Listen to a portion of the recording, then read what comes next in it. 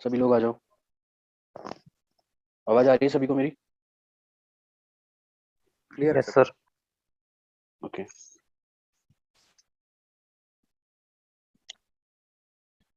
मैं screen share कर रहा हूँ।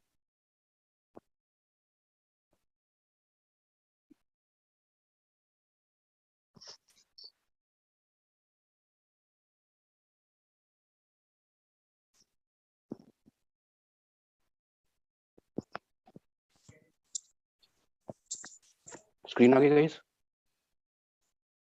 यस सर, आगे। देखो, सबसे पहले मैं आपको कुछ और पढ़ाऊंगा स्टार्टिंग में। पॉलिटी जैसे स्टार्ट करूंगा। Kindly mute yourself. म्यूट कर दो। पूजा जी प्लीज प्लीज अपने आप को म्यूट कर दो।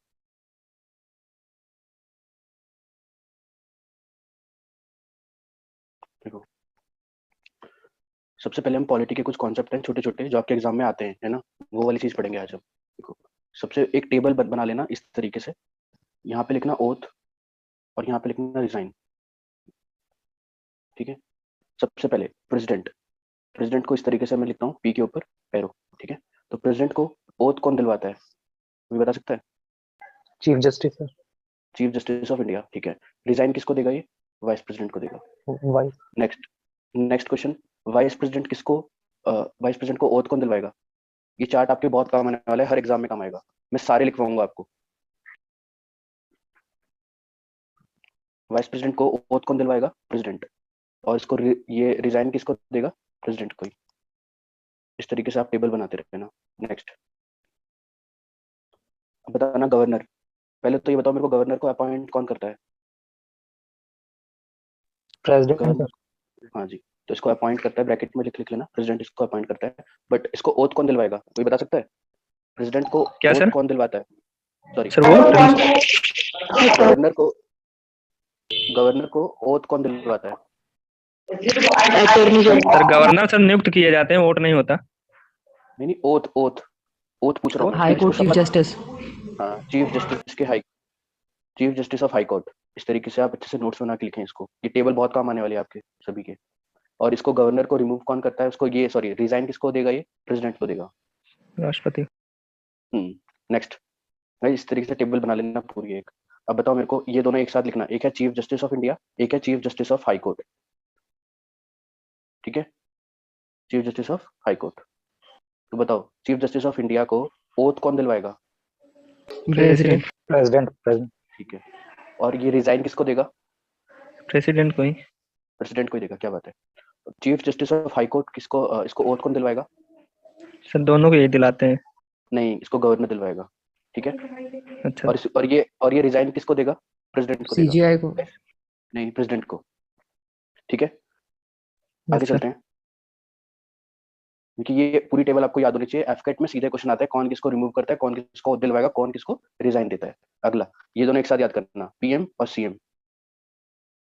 पीएम किसको, पीएम को ओथ कौन दिलवाता है, बताओ? प्रेसिडेंट। प्रेसिडेंट। बहुत ही अच्छे। और ये रिजाइन नहीं देता, इसका टेन्योर खत्म होता है। ठीक है, यहाँ पे डैश डाल यस देना। सर। सीएम किसको, सीएम को ओथ कौन दिलवाता है? गवर्नर। Governor governor. को। ये भी रिजाइन नहीं देगा, ये भी, इसका टेन्योर खत्म खत्म। होता है। यस। नेक्स्ट। नेक्स्ट। अब मेरे को बताओगे, ये दोनों एक साथ याद करना। एक है स्पीकर ऑफ लोकसभा, एक है डिप्टी स्पीकर। बताओ, स्पीकर ऑफ लोकसभा को ओथ कौन दिलवाता है? सर कोई प्रेसिडेंट नहीं, इसकी दिलवाते इसकी इसकी कोई ओथ नहीं होती है, नो ओथ। हैं। Yes sir. और ये रिजाइन किसको देगा? ये जो डिप्टी स्पीकर को देगा, डिप्टी स्पीकर। वैसे ही यहाँ पे भी इसकी कोई ओथ नहीं होती है। ठीक है। लेकिन डिप्टी स्पीकर किसको रिजाइन देगा? स्पीकर को। ये बहुत ज्यादा इंपॉर्टेंट है, ये क्वेश्चन आपका एफकेट में आ रखा है ये वाला, कि स्पीकर, स्पीकर ऑफ लोकसभा किसको रिजाइन किसको देता है? रिजाइन किसको देता है? डिप्टी स्पीकर को देगा। नेक्स्ट। ये दोनों एक साथ याद करना। एक है चेयरमैन ऑफ राज्यसभा, कौन होता है? Vice president. ठीक है। और एक होता है डिप्टी चेयरमैन, डिप्टी चेयरमैन। अब बताओ, डिप्टी चेयरमैन, सॉरी, पहले बताओ चेयरमैन को ओथ कौन दिलवाएगा? President sir. प्रेसिडेंट, हाँ ये क्वेश्चन आ रखा है, ये भी आपका एफकेट में रखा है। क्यों? क्योंकि चेयरमैन ही हमारा वाइस प्रेसिडेंट होता है, चेयरमैन ऑफ राज्यसभा।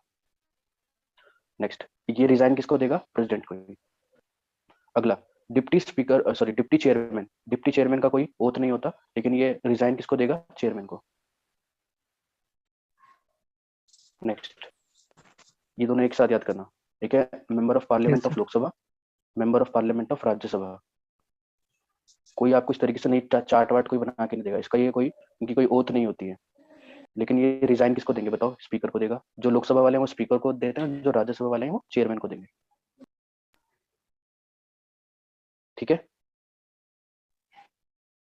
आगे चलूं? देखो, यस सर। अब लास्ट लास्ट है ये वाला क्वेश्चन, आपका एफकेट में रखा है ये वाला, कि जो प्रो टर्म स्पीकर होता है उसकी ओथ कौन दिलवाता है? ये क्वेश्चन आ रखा है, प्रेसिडेंट दिलवाता है, और इसका कोई रिजाइन नहीं होता। ठीक है, बस इतना ही था आपका चार्ट। आपको छोटा कर देता हूँ मैं, ताकि आप देख लो। अगर स्क्रीनशॉट लेते हो, जो भी करना है प्रूव कर सकते हो। ये चार्ट आपके बहुत हेल्प करने वाला है, बहुत ही ज्यादा हेल्प।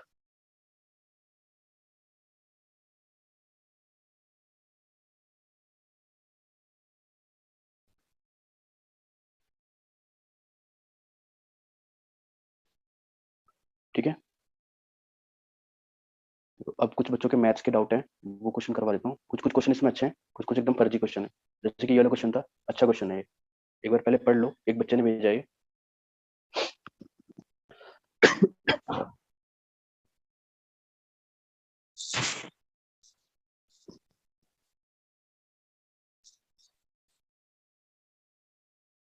पढ़ लिया? कोई इस क्वेश्चन को कर सकता है? बहुत ही आसान क्वेश्चन है। देखो, यहाँ पे जो भी बच्चे आए हैं, चाहे वो उसने कॉन्सेप्ट पढ़ा हो ना पढ़ा हो, कोई दिक्कत की बात नहीं, कि मैं यहाँ पे कॉन्सेप्ट ही पढ़ाने वाला हूँ आपको क्वेश्चन से पहले। देखो, कॉन्सेप्ट क्या होता है? एक होता है सीपी होता है, एक होता है सीपी, एक होता है एसपी, एक होता है एमपी। तीन चीज होती हैं। इन तीनों में रिलेशन क्या होता है? एक चार्ट है, हमेशा बना लेना कभी भी लाइव। गाइस अपने आप को म्यूट कर दो प्लीज। एक होता है एमपी, एक होता है SP, cost price, selling price और मार्क प्राइस। तो क्या चीज होती है? देखो, जब हम सेलिंग प्राइस के ऊपर थोड़ा सा रेट बढ़ा देते हैं, तो आपने कभी एमआरपी देखा है लिखा हुआ? एमआरपी, उसी को हम मार्क प्राइस बोलते हैं। ठीक है, तो उसी के ऊपर क्या मिलता है हमको? डिस्काउंट मिलता है। ठीक है, और यहाँ पे क्या है? ये मार्कअप करते हैं। मार्कअप कौन करता है? कंपनी वाले, ताकि वो एमआरपी पे छाप के दे देते हैं। और ये यहाँ पे हमारा होता है प्रॉफिट और लॉस, प्रॉफिट पब्लिक लॉस। तो ये अगर आपको चार्ट याद है पूरा का पूरा, तो आपका कोई भी प्रॉफिट एंड लॉस का कभी भी क्वेश्चन गलत नहीं हो सकता। इसको अपनी कॉपी में बना लेना। तो क्या, अब देखो, जैसे जैसे क्वेश्चन बोलता जा रहा है वैसे वैसे मैं करूँगा। यहाँ पे साइड में आ जाते हैं। क्या बोला? एक ए परचेज एन आर्टिकल ऑफ 400 रुपये का, उसने कोई आर्टिकल खरीदा और उस पर 110 रुपये उसने रिपेयर करवाने पे लगा दिए। ठीक है, इसको मैं यहाँ से रब कर देता हूँ।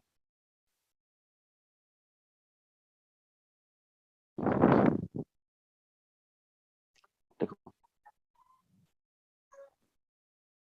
क्या बोल रहा है, एक आर्टिकल था, कितने रुपए का था? 400 रुपये का था, और उसने 110 रुपये उस पर रिपेयरिंग पे लगा दिया। तो वो अब आर्टिकल कितने का हो गया? 510 का। ठीक है, तो ये आपका क्या है? ये आपका सीपी है। उसके बाद क्या बोल रहा है वो? उसके बाद वो 15% का उस पर डिस्काउंट देता है। और गाइस प्लीज अपने आप को म्यूट करके रखें। He marks the price in such a way that after giving discount of 15% he gains 25। मतलब उसको गेन भी हो रहा है, इवन वो उसको डिस्काउंट कर रहा है। तो markup price of the article पूछ रहा है। इसने इसको मार्कअप कर दिया, हमें नहीं पता कितना करा, मार्कअप कर दिया। हम मान लेते हैं कि उसने एक्स एक्स कर दिया मार्कअप, कितना? एक्स। हमें नहीं पता उसने कितने इसमें पैसे बढ़ा के लिखे। ये आपका एमआरपी हो गया, एमआरपी। उसके बाद वो बोलता है कस्टमर आने के बाद कि मैं आपको इस पर डिस्काउंट दे रहा हूँ। कितने का? -15% का आपको मिल रहा है इस पर डिस्काउंट। तो बताना यहाँ पे क्या चीज लिखूंगा मैं? 105 प्लस एक्स इंटू कितना हो जाएगा बताओ? 85/100। इसे मैंने आपको पढ़ा रखा है। तो ये आपकी फाइनल वैल्यू आ गई। ये क्या है आपका? पूरा का पूरा क्या है ये आपका एसपी है। लेकिन उसने एक चीज और बोली है। उसने एक चीज ये बोली है कि यहाँ पे उसको ओवरऑल कितने का गेन हो रहा है? 25% का उसको गेन हो रहा है। ठीक है, अब कुछ नहीं करना हमको। थोड़ा साइड में जाता हूँ गाइस। चलो पहले यहाँ पर लिख देता हूँ। क्या हो गया? एक तो 510 इंटू, जब उसको गेन हो रहा है 125/100।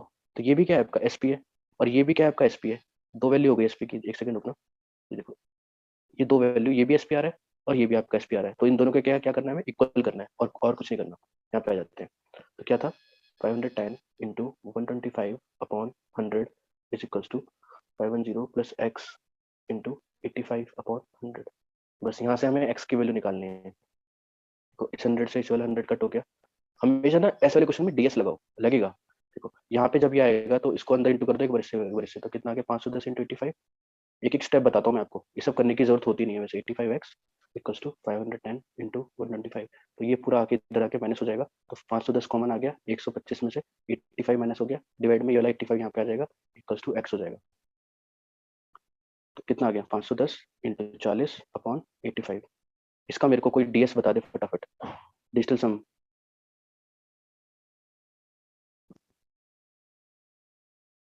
बताओ भाई, अब तक तो आ जाना चाहिए था। 6/4 6 6 एक आती है, 6/4 क्या है? 6/4 सर जिसका आ रहा 7 है, से देखो 7 से करेंगे सर मल्टीप्लाई सर 6 ही आ रहा है। 6 ही आएगा, क्योंकि नीचे 7 से और ऊपर 7 से, तो यस फिर से सर। 6 ही आ जाता है DS, ठीक है ना। तो आपका यस इसका सर। DS कितना आ रहा है, 6 आ रहा है। तो ठीक। हमें पूछा क्या उसने, देखो क्वेश्चन में आ जाते हैं। क्वेश्चन में उसने पूछा है कि मार्कअप प्राइस क्या है आर्टिकल का। इधर आ जाते हैं, मार्कअप प्राइस कितना था 510 प्लस एक्स। 500 का DS कितना आ गया 6, एक्स का DS कितना आ रहा है हमारा 6, 6 प्लस 6 कितना हो गया 12, 12 का DS कितना हो गया 3। तो जिसका डेसिमल 3 आ रहा है वो आंसर हो जाएगा। इधर आ जाओ, इसका DS कितना आ रहा है 8 आ रहा है, इसका कितना आ रहा है, इसका कितना आ रहा है, इसका कितना आ रहा है, फटाफट बताओ। सर इसका 4 आ रहा है, 750 का 3 आएगा। हाँ। तो ये आंसर हो गया आपका। 750। और ये AFCAT का शायद प्रीवियस ईयर क्वेश्चन भी है, और ये किसी दूसरे एग्जाम्स में भी आ रखा है। इजी था क्वेश्चन, मेरे को सिर्फ समझाने में टाइम लगा, इतना समझाना नहीं पड़ेगा तो इजीली क्वेश्चन हो जाएगा। देखो नेक्स्ट क्वेश्चन है ये, पता नहीं ये कैसे डाउट हुआ, ये मैंने लास्ट शायद फर्स्ट वाली जो क्लास थी उसमें करवाया था। मैंने हमेशा बताया है एक्सपेंडिचर क्या होता है, प्राइस इनटू कंजप्शन के बराबर होता है, एक ही फॉर्मूला है। अब उसने क्या बोला कि दूसरा कलर ले लेते हैं, ब्लू ले लेते हैं। देखो द प्राइस ऑफ ए जो गुड है उसका कितना करवा दिया हमने, प्राइस इंक्रीज हो रहा है 50% के हिसाब से, इनटू जो कंजप्शन है वो 25% के हिसाब से कम हो गया, ठीक है, तो कम हो रहा है 25%। तो जो अभी जो एक्सपेंडिचर है न्यू और ओल्ड एक्सपेंडिचर का रेशियो पूछ रहा है। देखो कुछ नहीं है, एक्सपेंडिचर हो गया, एक्सपेंडिचर कितना हो गया, अब बताना 50% को क्या लिखते हैं 1/2 प्लस, तो प्लस कितना हो जाएगा, ये हो जाएगा 3/2 इंटू, क्योंकि जब भी प्लस होता है तो नीचे वाले के ऊपर प्लस कर देते हैं, तो 3/2 हो जाएगा। वैसे 25% कितना होता है 1/4, 1/4 को क्या लिखेंगे माइनस का, तो क्या आ जाएगा 3/4 आ जाएगा, क्योंकि माइनस हो जाएगा, तो ये आ जाएगा 3/4। तो आंसर कितना आ गया आपका 9/8। तो आपका ये हो गया ई न्यू। अगर हम ई ओल्ड को 1 मान लेते हैं और ई न्यू कितना आ रहा है हमारा 9/8 आ रहा है, तो रेशियो कितना आ जाएगा 9/8 आ जाएगा रेशियो, या 9:8 मान लो, ये रेशियो आ जाएगा। सारे क्वेश्चन आसान है। अब देखो ये वाला क्वेश्चन, देखो एवरेज का क्वेश्चन है, पता नहीं कहाँ दिक्कत आ रही है। माना कि ये वाला क्वेश्चन एफकेट का ही है, ये क्वेश्चन आपका एफकेट में रखा है 2019 में, 2018 में रखा है, पता नहीं किसी ने भेजा है मेरे को ये।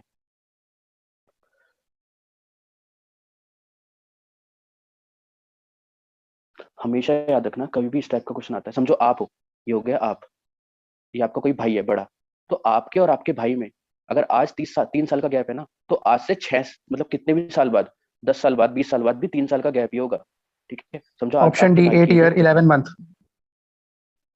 8 ईयर 11 मंथ, देखो मैंने सॉल्व नहीं करा है, पता नहीं मेरे को। तो मैं क्या बोल रहा था, हाँ देखो आज अगर आपके आपके और आपके भाई के बीच में 3 साल का गैप है, तो आने वाले कभी भी वो गैप हमेशा सेम रहता है, गैप हमेशा सेम रहता है। बस ये कॉन्सेप्ट है, कॉन्सेप्ट भी नहीं है तो मतलब जनरल है एकदम। अब देखो क्या बोल रहा है, जब बी वाज बॉर्न तो ए की उम्र कितनी थी, इतनी थी। तो यहाँ लिख लो, जब बी की उम्र 0 है, जब बी पैदा हुआ है, तो ए की उम्र कितनी है 4.7 लिख लो, मैंने 4.7 लिख लिया, ठीक है। फिर क्या बोल रहा है, जब जब सी बॉर्न हुआ तो बी की उम्र कितनी है 3.4। तो जब सी बॉर्न हुआ तो यहाँ पे इसको ऐसे अंडरलाइन कर लो, यहाँ पे जब सी की जो उम्र 0 है तो बी की उम्र कितनी है 3.4 है। तो जब अब क्वेश्चन को छोड़ दो, अभी इतना ही सॉल्व करो, अभी सबकी उम्र निकाल लो। तो अब जब इसके अंदर 3.4 ऐड हो रहा है तो इसके अंदर भी 3.4 ऐड होगा, ठीक है। तो यहाँ पे बी की उम्र कितनी आ गई 3.4 आ गई, ए की उम्र कितनी आ गई है, इसको ऐड करो कितना आ गया 11, और हो गया ये 7.11 आ गई, और सी की उम्र कितनी है अभी 0 है, तो ये आपकी फाइनल आ गया। अब क्या बोल रहा है, जब सी की उम्र 5 साल 2 मंथ है तो उनका एवरेज बताओ, ठीक है। अब उसने एक चीज बता दी कि जब सी की उम्र कितनी है, सर 7.11 आएगा या 8.1 आएगा सर? यार 7 और 4 कितना हो गया 11, और 4 और 7 4 और 3 7 हो गया। इसको ऐड ही तो करा है बस मैंने नॉर्मल। देखो क्वेश्चन में क्या बोल रहा था, जब सी की उम्र कितनी है 5 और 5.2 है, जब सी की उम्र 5.2 है, तो जब सी की उम्र में 5.2 ऐड कर रहे हो तो सबकी उम्र में 5.2 ऐड करना पड़ेगा। ये 5.2, यहाँ पे भी 5.2। अब बताओ कितना आ जाएगा, यहाँ पे बताओ कितना आ रहा है, यहाँ पे कितना आ रहा है, यहाँ पे कितना आ रहा है, फिर उसका एवरेज करना है तीनों का और डिवाइड बाई 3 करना है, और कुछ नहीं करना, क्योंकि उसने एवरेज पूछा है। तो यहाँ पे ऐड करो कितना आ गया 8.6, यहाँ पे ऐड करो कितना आ गया 13 पॉइंट, हो गया आपका एक सा ये हो जाएगा, एक एक इधर चला गया ना, 12 है, एक सेकंड अपना, हो गया 13.1 हो जाएगा ये। इसको मैं साफ कर देता हूँ, ये हो जाएगा 13.1, क्योंकि जब 12 साल हो जाते हैं, 13 हो गया ना, तो एक साल बन जाता है वो। ठीक है, तो यहाँ पे एक 13.1 आ जाएगा, या जाएगा 5.2। इसको ऐड करो कितना आ गया 26.9 डिवाइड बाई 3, तो फिर इसको डिवाइड कर लो कितना आ गया 8.1, मतलब 8 महीने, 8 साल और 11 महीने। इजी क्वेश्चन है गाइस, मतलब बिल्कुल बेसिक से करना है, ज्यादा इसमें रॉकेट साइंस वाले क्वेश्चन नहीं है कि आपको कैलकुलेशन तो करनी पड़ेगी। देखो अगर नीचे 3 नहीं आता तो हम डीएस मेथड लगा के सॉल्व कर लेते हैं। Next question. यार ये क्वेश्चन नहीं हुआ, बताओ यार, पता नहीं कौन बच्चा है जिससे ये क्वेश्चन नहीं हो रहा एवरेज का। सॉरी गाइस, मेरा थोड़ा गला खराब है आज। देखो क्या बोल रहा है इसके अंदर कि एवरेज ऑफ 9 नंबर कितना है 40 है, और फिर बोल रहा है पहले 5 का एवरेज इतना है और लाख आखिरी के 3 का इतना है, तो 6th नंबर पूछ रहा है। कुछ नहीं, देखो n1 प्लस कहाँ तक, नंबर 9 है, टोटल 9, कितना एवरेज है इसका 40 है। दूसरी में बोल रहा है n1 से लेके कहाँ तक n5 तक, डिवाइड बाई 5 हो जाएगा, इसका एवरेज 20 है। और अगले में क्या बोल रहा है n7 plus n8 plus n9, क्योंकि आखिरी के 3 तो यही यही होंगे ना, डिवाइड बाई 3 प्लस 2 कितना है 35 है, 35 है। कुछ नहीं करना है इसके अंदर, कुछ नहीं, इसको यहाँ इंटू करो कितना आ गया, मतलब पहले n1 से लेके n5 तक सम कितना आ जाएगा 100 आ जाएगा, और आखिरी के 3 का सम कितना, इसको यहाँ पे इंटू कर लो कितना आ गया 105। इसका सम ये आ गया, इसका सम ये आ गया। आपको ये पता है n1 प्लस n2 कहाँ तक, n5 plus n6 plus n7 plus n8, ये सब लिखने की जरूरत नहीं होती, सिर्फ आपको दिखाने के लिए लिख रहा हूँ ये सब मैं। इक्वल्स टू कितना आ गया, कितना दे रखा है स्टार्टिंग में 40 दे रखा है 40। आपको ये पता चल गया कि पहले 5 का सम कितना है, यहाँ पे 100 आ जाएगा इसकी जगह, और इनकी जगह क्या आ जाएगा 105 आ जाएगा। तो 100 plus n6 plus 105 divide by 9 equals to 40। यहाँ से आप n6 की वैल्यू नहीं निकाल पाओगे, बताओ यार, ये क्वेश्चन नहीं हो रहा आपसे। n6 की वैल्यू कितनी आ जाएगी, डीएस मेथड से कर लो, इसको यहाँ पे हो जाएगा, तो इसका डीएस आ जाएगा 9, माइनस इसका डीएस कितना आ जाएगा 1, और इसका डीएस कितना आ जाएगा -6। तो आपको पता है इसको सॉल्व करने पे कितना आ रहा है डीएस 2, तो जिसका आंसर 2 होगा वो आंसर हो जाएगा। तो देखो यहाँ पे 2 आंसर है, तो ये है और एक ये है, इन दोनों का ही डीएस 2 आ रहा है बस, क्योंकि इसका 3 आ रहा है, इसका 5 आ रहा है, तो या तो आंसर ये होगा या तो फिर ये होगा। फिर अब थोड़ा सा कैलकुलेटिव करके देख लो ना यहाँ पे, क्योंकि 9 4 जा कितना होता है 36, तो 360 में से करीब करीब 200 वैल्यू माइनस हो रही है, तो जो वैल्यू है वो 100 के आसपास होगी, तो ये होगा आंसर।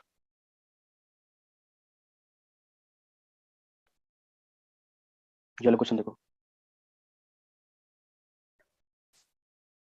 यार, सारे क्वेश्चन तो करवा नहीं सकता, एक बच्चे ने सारे क्वेश्चन लिख के भेज दिया एवरेज के, सर ये भी नहीं आ रहा प्रीवियस ईयर में, ये भी नहीं आ रहा, ये भी नहीं आ रहा, सारे स्क्रीनशॉट भेज रखे हैं। वो इतने बेकार बेकार क्वेश्चन है, फिर मैंने जो जो लगे कि हाँ भाई ये नहीं होगा बच्चों से, तो वो वाला करवा देता हूँ। और ऐसा कोई भी क्वेश्चन नहीं है एवरेज में, सिर्फ एक ही फॉर्मूला बताया मैंने, क्या होता है सम अपॉन जितने भी नंबर है, इसी से करो, बेसिक से करो, वरना हमेशा गलत हो जाएगा एवरेज का, अगर हवाबाजी करोगे तो एवरेज के अंदर। टाइम बहुत है यार के एग्जाम में, 2 घंटे मिलते हैं। देखो क्या बोल रहा है, the average age of 11 player in cricket team increase by 2 month when इतना और इतना, 2 बंदे रिप्लेस हो जाते हैं, 2 नए बंदे आ जाते हैं, तो the average age of the 2 new players पूछ रहा है। देखो कुछ नहीं है, फिर से वही प्लेयर 1 से लेके कहाँ तक, प्लेयर 11 है, अपॉन 11, इनका एवरेज मान लिया मैंने ए है, क्या इनका एवरेज ए है, ठीक है।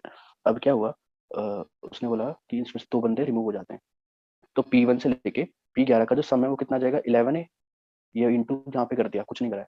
अब क्या बोल रहा है, इस बंदों में से 2 बंदे निकल रहे हैं, मैं इसको बार बार नहीं लिख रहा, इसमें से 2 बंदे निकल गए, एक है 18, उसका उसका एवरेज है 18, एक का है 20, और 2 बंदे इसमें जुड़ गए n1 प्लस n2, हमें उनका वेट नहीं पता क्या है, या उनका एवरेज नहीं पता क्या है, तो डिवाइडेड बाई, अब 2 बंदे जा रहे हैं और 2 बंदे आ रहे हैं, तो टोटल रहेंगे तो 11 ही ना, नीचे क्या रहेंगे, नीचे तो 11 ही रहेगा, इक्वल्स टू क्या हो जाएगा। उसने क्या बोला है स्टार्टिंग, देखो स्टार्टिंग लाइन के अंदर क्या लिखा था, the average of 11 player of the cricket team increase by 2 month, 2 month से इंक्रीज हो जाता है, पहले एवरेज कितना था ए था, तो अब कितना हो गया A+2, बस इस इक्वेशन को सॉल्व करना है, तो यहाँ पे क्या आ जाएगा 11 ही आ जाएगा। -18 -20 plus n1 plus n2 equals to ये यहाँ पे इंटू हो जाएगा तो बचेगा 11 plus 22।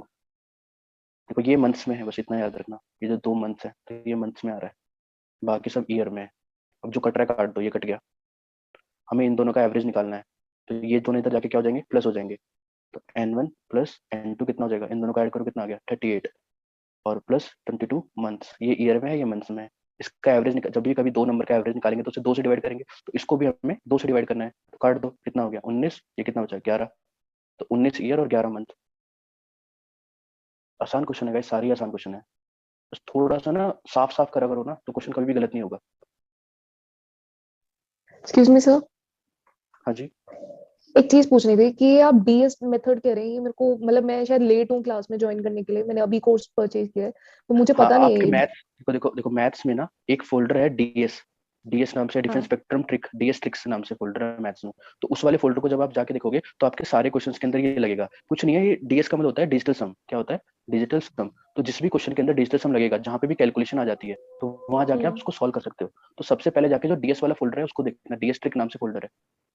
Okay sir, hmm. Thank you. देखो गाइस इतना ही था। अब मैं आपको कुछ और चीज, कितना टाइम हो गया एग्जैक्टली इस क्लास को, कितना टाइम हो गया, क्योंकि 11:40 पे क्लास अपने आप बंद हो जाएगी। देखो अब मैं आपको याद करवा देता हूँ सोर्स, जो सोर्स होते हैं किसके, पॉलिटी के अंदर जो सोर्सेज हैं वो याद करवा रहा हूँ। सोर्सेज कि कहाँ से हमने कौन सा सोर्स लिया है, तो फिक्स क्वेश्चन है क्योंकि पॉलिटी के अंदर क्वेश्चन आएगा तो जो मैंने पहले बात बताया, या तो आर्टिकल्स आते हैं या शेड्यूल्स आते हैं, या तो फिर अभी जो मैंने चार्ट बनाया पूरा, वो चार्ट में से कोई क्वेश्चन आएगा, या तो फिर सोर्स से क्वेश्चन आता है कि कौन सा हमने कहाँ से लिया है।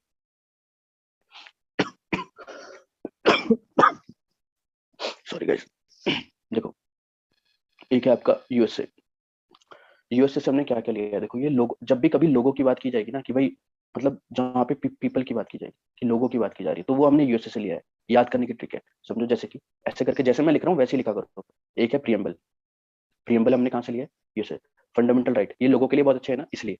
जुडिशियल रिव्यू, ये कहाँ से लिया, ये लोगों के लिए, जो भी मतलब हमारे लिए अच्छा है, जो अंदर जो जनता रह रही है इंडिया की उसके लिए अच्छा है, तो वो सारे हमने कहाँ से लिए, यूएसए से लिए। और जैसे वाइस प्रेसिडेंट है वो चेयरमैन है ऑफ राज्यसभा, ये भी हमने यूएसए से लिया है। और बताओ, प्रेसिडेंट को हम रिमूव कर सकते हैं क्योंकि हमारा हक है प्रेसिडेंट का रिमूवल, ये हमने यूएसए से लिया है। हाई कोर्ट के जज का रिमूवल, सुप्रीम कोर्ट के जज का रिमूवल, ये सब हमने कहाँ से लिया है, क्योंकि हमारे ये सब हाथ में, तो ये सब लोगों के लिए बहुत अच्छा है, इस तरीके से याद याद करो। तो जो भी हमने रिमूवल के लिए लिया है वो कहाँ से लिया है, हमने यूएसए से लिया है। एक और लिखना है यहाँ पे, equal protection of law. Of law, ये भी हमने यूएसए से लिया है क्योंकि ये हमें प्रोटेक्शन दे रहा है, ये हमें क्या दे रहा है, प्रोटेक्शन दे रहा है। तो आपने एक वर्ड याद करा यूएसए, यूएसए से आपने याद करा लोगों के लिए, लोगों से आपको क्या क्या याद हो गया कि भाई preamble, fundamental right, judicial review और हर मतलब सभी का रिमूवल और इक्वल प्रोटेक्शन ऑफ लॉ और वाइस प्रेसिडेंट ही चेयरमैन है राज्यसभा का, ये 4 चीज हमने ली है यूएसए से और ये चारों हमारे लिए अच्छी हैं, सिर्फ इसको छोड़ के, इसका कुछ लेना देना नहीं है क्योंकि। आगे चलते हैं। अब देखो जो भी चीज, जो भी चीज पीएम के लिए, जो काउंसिल ऑफ मिनिस्टर्स हैं उनके लिए अच्छी है, वो हमने कहाँ से लिए, ब्रिटिश से लिए, ब्रिटिश से। कौन कौन सी, वो भी लिख लो। देखो एक तो है प्रेसिडेंट है, वो आपका दोनों है, एक तो नॉमिनल हेड है और मतलब दोनों हेड है, जुडिशियल भी है और नॉमिनल भी है। उसके बाद आपका देखो जो भी पार्लियामेंट है, पीटी, पार्लियामेंट को पीटी लिखते हैं। तो जो कैबिनेट है, कैबिनेट बजट है, जो ये सब बजट है ये सब इनके हाथ के अंदर होता है, ये सब यही लोग निकालते हैं। तो जो भी चीज है तो ये सब ने कहाँ से लिया है, ब्रिटिश से लिया है। जो भी लोगों के लिए अच्छा है वो हमने यूएसए से लिया है, जो हमारे लिए अच्छा नहीं, जो पीएम और सीएम के लिए अच्छा है, ये हमने कहाँ से लिया, ब्रिटिश से लिया है। फर्स्ट सिटीजन, फर्स्ट सिटीजन, ये भी कहाँ से लिया हमने, ब्रिटिश से लिया। और एक है इक्वल बिफोर लॉ, ये हमने, ये इंपॉर्टेंट है, ये दोनों क्वेश्चन आपके सीडीएस में भी आ रखे हैं। देखो अगर आपने सीडीएस के कोर्स में अच्छे से पढ़ा रखा है सब, देखो क्योंकि यहाँ पे तो आपको सिर्फ रटना है, यहाँ तो सिर्फ आपको मैं रटवा रहा हूँ। इक्वल प्रोटेक्शन ऑफ लॉ, जो प्रोटेक्शन है ये लोगों के लिए चाहिए, और इक्वल बिफोर लॉ ये ब्रिटिश से लिया है। ये क्वेश्चन आपका सीडीएस में आ रखा है, हैफकेट में तो नहीं आया लेकिन आ सकते हैं ये क्वेश्चन। आगे चले, देखो अब आगे चलते हैं। अब साउथ अफ्रीका, साउथ अफ्रीका से गांधी जी आए थे, इस तरीके से 2 चश्मे बना लेना, ठीक है, साउथ अफ्रीका के साथ। अब गांधी जी आए थे डंडा लेके, इस तरीके से याद करना, गांधी जी क्या लेके आए थे, डंडा लेके आए थे साउथ अफ्रीका से, तो इन्होंने अमेंडमेंट किया, अमेंडमेंट किया इंडिया में आके, ठीक है। बस ये बहुत इंपॉर्टेंट है कि अमेंडमेंट कहाँ से लिया हमने, साउथ अफ्रीका से लिए। तो आपको याद रहेगा साउथ अफ्रीका से कौन आया था, गांधी जी आए थे डंडा लेके अमेंड करने या ब्रिटिश को भगाने, इस तरीके से आप याद कर सकते हैं। और राज्यसभा का इलेक्शन प्रोसेस, राज्यसभा का इलेक्शन प्रोसेस। ठीक है, आगे चलते हैं। वैसे अगर मीटिंग बंद हो जाए बीच में तो दोबारा से ज्वाइन कर लेना, पहले ही बता रहा हूँ, क्योंकि 40 मिनट बाद ऑटोमेटिकली बंद हो जाती है, प्रीमियम लेना पड़ेगा, मतलब इसका कुछ ऐसा सीन है जूम का। हाँ, उसके बाद देखो जर्मनी, कि अगर ये पूरा कंप्लीट नहीं हो उसके बाद ही मीटिंग खत्म करेंगे वाली। जर्मनी से क्या लिया है, जर्मनी इसका नाम लेते आपको क्या याद आता है? हिटलर। मेरे को तो देखो हिटलर याद आता है, आपको पता नहीं क्या याद आता है। मेरे को जर्मनी का नाम आते ही मेरे को हिटलर याद आता है, तो मैंने हिटलर से ट्रिक बनाई है। हाँ, तो जर्मनी से हिटलर है, और हिटलर से क्या, इमरजेंसी प्रोविंसेस, क्योंकि जब भी जहाँ पे भी हिटलर होगा वहां पे क्या होगी, इमरजेंसी होगी, इमरजेंसी प्रोविंसेस। ठीक है, suspension of fundamental rights. Suspension of fundamental right, वो एक ही बात है, जब इमरजेंसी लगेगी तो सस्पेंशन ऑफ फंडामेंटल राइट्स। तो सिर्फ आपको एक भी याद कर लोगे कि जब भी इमरजेंसी लगती है तो फंडामेंटल राइट काम नहीं करते। आगे चलते हैं।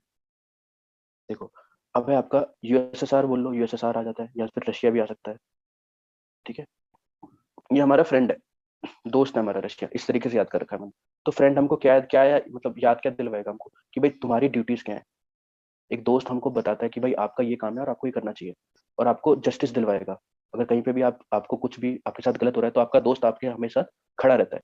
जस्टिस का कौन सी, सोशल, इकोनॉमिक और पॉलिटिकल, तीनों, सोशल, इकोनॉमिकल और पॉलिटिकल। उसके बाद देखो, और ऐसा तो है नहीं कि दोस्ती 1-2 साल की होती है, कि कितने साल की होती है, 5 ईयर प्लान है। हर 5 साल बाद दोस्ती रिन्यू हो जाती है। इस तरीके से आप उसको कुछ भी रिलेट करके याद करें तो दो हमारा दोस्त है, कौन है, रशिया है। रशिया से ड्यूटी, जस्टिस दिलवाएगा और हमको, और 5 ईयर प्लान को। ठीक है, आगे चलते हैं। मेरे ख्याल से सभी को ये सब याद हो रहा होगा। अब आता है इस फ्रांस। फ्रांस है, देखो फ्रांस में जो वर्ड है उसी में ही छुपा हुआ है, एफ, आर और ई। एफ से देखो फेटर्निटी है, क्या है, फेटर्निटी। आर से आपका रिपब्लिक सिस्टम, रिपब्लिक सिस्टम, और ई से आपका है इक्वलिटी। ठीक है, आगे चलूं। अब देखो ऑस्ट्रेलिया, ऑस्ट्रेलिया से क्या क्या क्या लिया हमने, ये रहा अपना इंडिया, प्यारा सा भारत। यहाँ पे अगर आप देखोगे तो ऑस्ट्रेलिया यहाँ पर है कहीं मैप में, ये मैं मैप की बात कर रहा हूँ। तो हम ऑस्ट्रेलिया से क्या चीज करते हैं, पहले तो ये बताओ। हम करते हैं इनसे ट्रेड। तो पहली चीज, trade and commerce, trade and commerce, ये हमने कहाँ से लिया है, ऑस्ट्रेलिया से लिया है। दूसरी चीज, 108, ये बहुत ही इंपॉर्टेंट है गाइस, 108 ज्वाइंट मीटिंग, मतलब इसमें राज्यसभा प्लस लोकसभा दोनों बैठते हैं। ठीक है, बहुत ज्यादा इंपॉर्टेंट है। और इसको इसका स्पीकर कौन होता है, ये भी इंपॉर्टेंट क्वेश्चन है, लोकसभा का स्पीकर। ठीक है, 108 आर्टिकल भी है, ये आर्टिकल 108 आर्टिकल 108 में ज्वाइंट मीटिंग होती है राज्यसभा और लोकसभा की। और स्पीकर कौन होता है इसका, जो मतलब जो सबसे ऊपर बैठता है, समझो यहाँ पे सब लोग बैठ गए, स्पीकर ऊपर बैठता है, तो यहाँ पे कौन बैठेगा, लोकसभा का जो स्पीकर होगा वही बैठेगा। आगे नेक्स्ट पॉइंट क्या है, कॉन्करेंट लिस्ट। कॉन्करेंट लिस्ट, देखो मैंने कल आपको क्या बताया था, 7th शेड्यूल के अंदर क्या है, सूची है, सूची, सूची क्या बताई थी मैंने, लिस्ट। 3 लिस्ट बताई थी, एक था स्टेट लिस्ट, सेंट्रल लिस्ट, एक आता है कॉन्करेंट लिस्ट। स्टेट लिस्ट के अंदर वो रूल्स एंड रेगुलेशन होते हैं जिसपे स्टेट लॉ बना सकता है केवल। और यूनियन, एक है यूनियन, यूनियन में क्या है, केवल सेंटर बना सकता है, मतलब अभी जैसे सेंटर में कौन है, बीजेपी की सरकार है, तो जो सेंटर बना सकता है। और अगर कॉन्करेंट मतलब जिसपे स्टेट भी बना सकता है और यूनियन दोनों बना सकते हैं। तो जो कॉन्करेंट लिस्ट है ये कहाँ पर है, ऑस्ट्रेलिया में, मतलब ऑस्ट्रेलिया से लिया है हमने। इंपॉर्टेंट है इसकी, मैंने को इसकी कोई ट्रिक नहीं बताई है क्योंकि ये आपको याद होना चाहिए अलग से ही। आगे चलते हैं, लास्ट आपका एक बच गया है, एक कनाडा बच गया और एक आयरलैंड बच गया। एक है आपका कनाडा, कनाडा से सी और सी से सेंटर। याद रखना, कनाडा से हमने सेंटर में, जो सेंटर के पास ज्यादा पावर होती है स्टेट से, ये तो आपको सभी को पता होगा। तो ये वाली चीज हमने कहाँ से ली है, कनाडा से ली है। सी से कनाडा और सी से क्या हो गया, सेंटर, सेंटर के पास ज्यादा पावर रहती है। तो पहली चीज, सेंटर पावरफुल होता है स्टेट से, ये चीज लिखना। उसके बाद है जो 2 पावर्स हैं, कौन कौन सी, एक है गवर्नर को अपॉइंट करने की, गवर्नर को अपॉइंटमेंट, एक है दूसरा है जो बची हुई रेसिडुअल पावर बच गई, जो रेसिडुअल पावर, ये किसके पास होती है, सेंटर के पास। मैंने बताया ना, सी से सेंटर और सी से कनाडा, मतलब इसमें यहाँ पे सेंटर थोड़ा सा भारी रहेगा स्टेट के ऊपर, और कुछ नहीं है। और मैंने एक चीज बताई थी, फेडरल सिस्टम, ये सब अगर आपने वो पॉलिटी वाली वीडियोस देखी है उसके अंदर ये सब पढ़ा रखा है, फेडरल सिस्टम।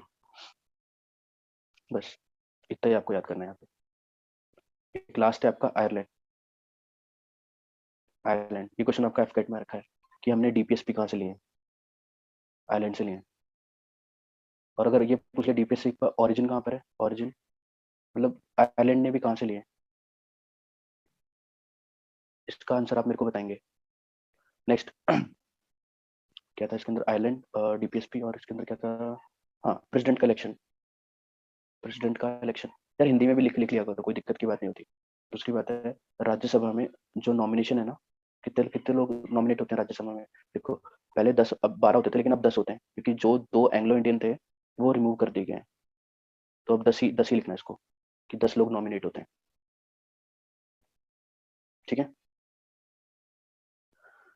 अब देखो आप सभी से मैं क्वेश्चन क्वेश्चन करूंगा, आप सभी को सब कुछ याद हो गया होगा। पहला, अमेंडमेंट कहाँ से लिया है, फटाफट बताओ।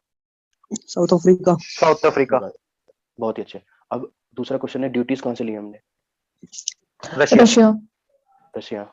और बताओ मेरे को कि 108 कहाँ से लिया है, 108 joint meeting, Australia. Australia. Australia, ठीक है। अब मेरे को बताओगे इक्वल प्रोटेक्शन ऑफ लॉ कहाँ से लिया है, protection of law, USA. USA. USA. और अगर प्रोटेक्शन की जगह यहाँ पे बिफोर आ जाए, equal before law, UK. United kingdom. हाँ ठीक है। और ये पूछो, अब मैं पूछूं सेंटर कहाँ पे भारी होता है, centre, Canada. Canada. Canada. Canada, Canada. और 5 year plan, Russia. Russia. Russia. Russia, बहुत ही अच्छे। अब बताओगे मेरे को इक्वलिटी कहाँ से लिया है, फ्रांस। फ्रांस, क्या बात है, बहुत ही बढ़िया। आप सभी को सब कुछ याद हो गया। डीपीएस